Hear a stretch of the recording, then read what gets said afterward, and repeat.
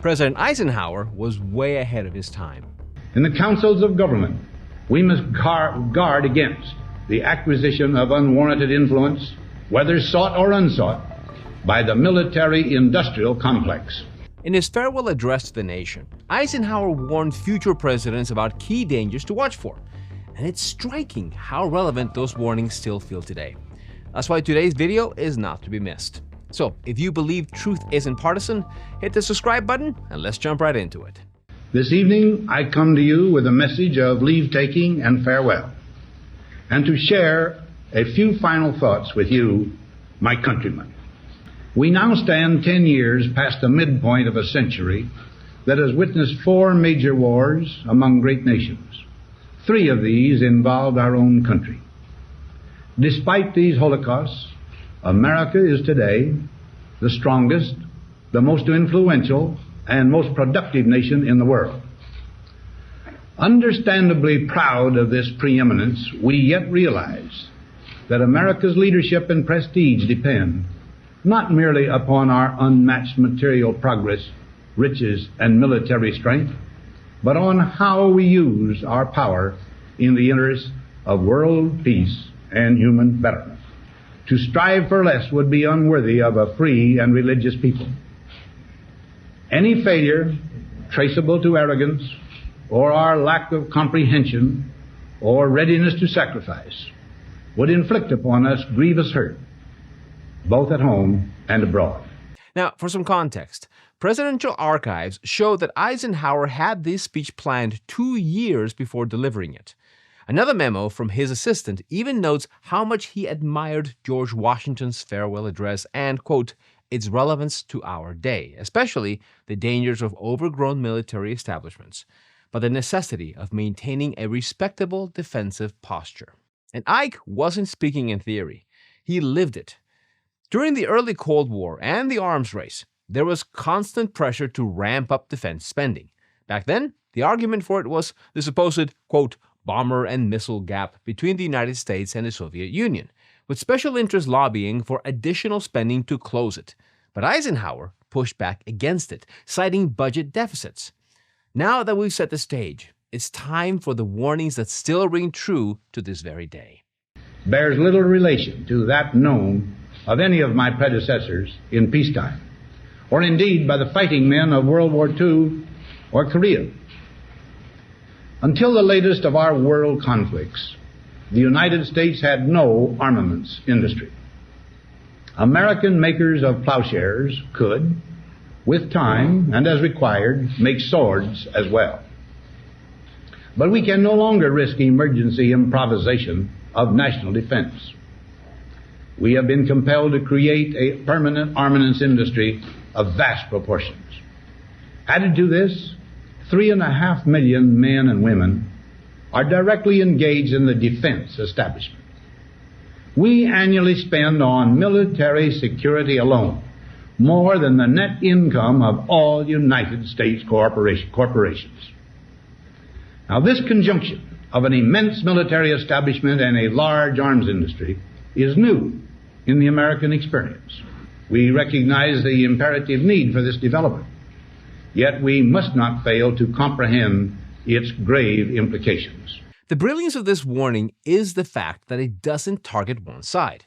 You can think of it as a bipartisan jab. Obviously, Eisenhower wasn't your typical politician. He was the only 5-star general to serve as president.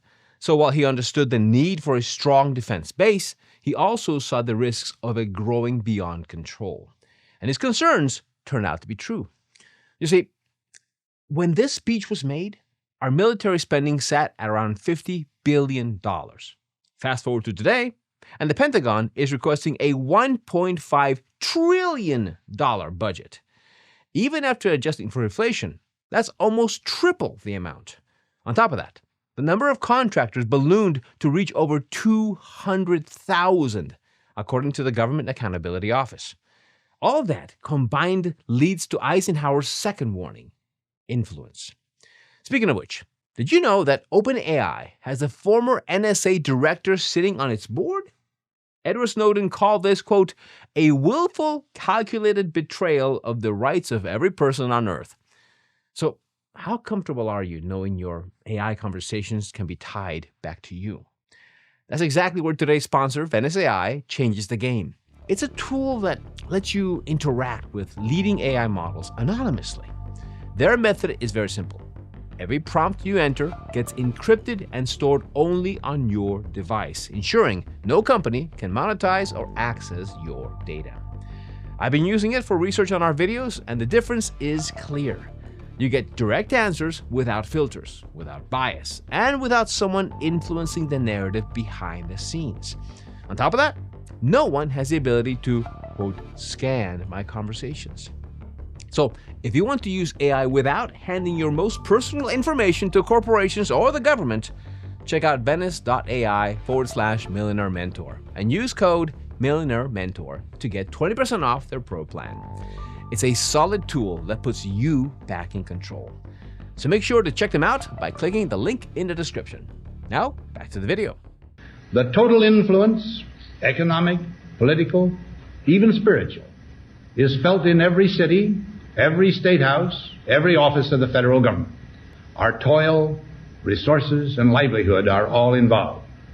So is the very structure of our society. In the councils of government, we must guard against the acquisition of unwarranted influence, whether sought or unsought, by the military-industrial complex. The potential for the disastrous rise of misplaced power exists and will persist. We must never let the weight of this combination endanger our liberties or democratic processes. We should take nothing for granted. Only an alert and knowledgeable citizenry can compel the proper meshing of the huge industrial and military machinery of defense with our peaceful methods and goals, so that security and liberty may prosper together.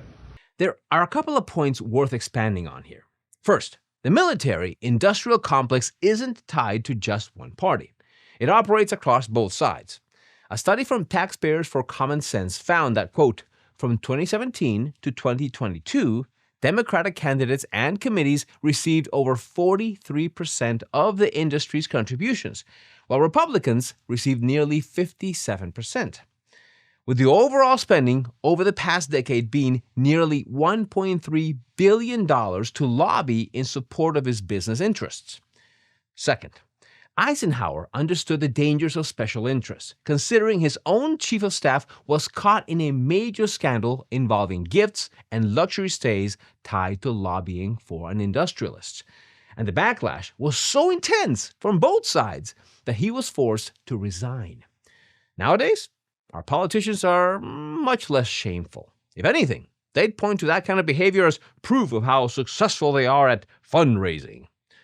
Then came the final warning, and it tied to the intellectual elite. Take a look.